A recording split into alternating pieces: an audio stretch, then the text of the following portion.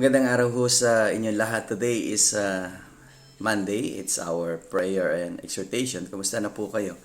Muli po ako si Pastor Gary Romero, ang pastor ng Lighthouse Bible Baptist Church sa Manawag, Pangasinan. At tayo po ay mananalangin at magpapasalamat sa gawain na ipinagkaloob sa atin na makapanalangin araw-araw at makapaglingkod. Shall we pray?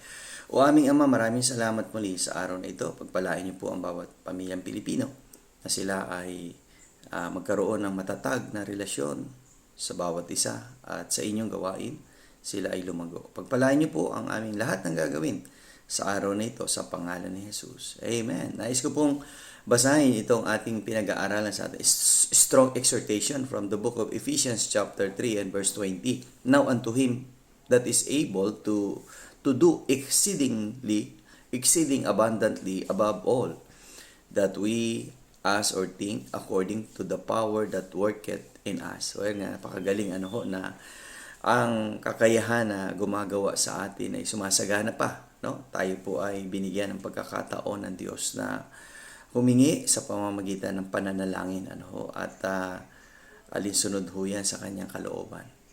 Kaya nga tayo ay nanalangin na masunod natin ang kanyang kalooban.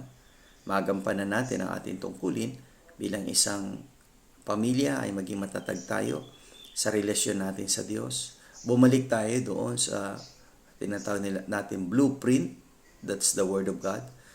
Ano ba ang sinasabi ng Diyos patungkol sa pamilya na naayon sa Biblia?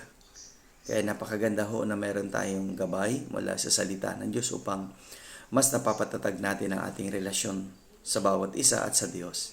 Kaya nawa, lahat tayo ay, sabi nga, ay lumago, sumagana tayo sa kaalaman, sumagana tayo sa karunungan ng paglilingkod sa Diyos, at ang ating panalangin na ang bawat pamilyang Pilipino ay magkaroon ng relasyon sa Panginoong Kristo. At kung meron mang isa sa kapamilya dito na hindi pa tumatanggap sa Panginoong Kristo, kaibigan, tanggapin mo si Jesus bilang iyong Panginoon na tagapagligtas hanggat may panahon pa. Magkita ulit tayo tomorrow, that is Tuesday, sa ating Strong Family Prayer and Exhortation.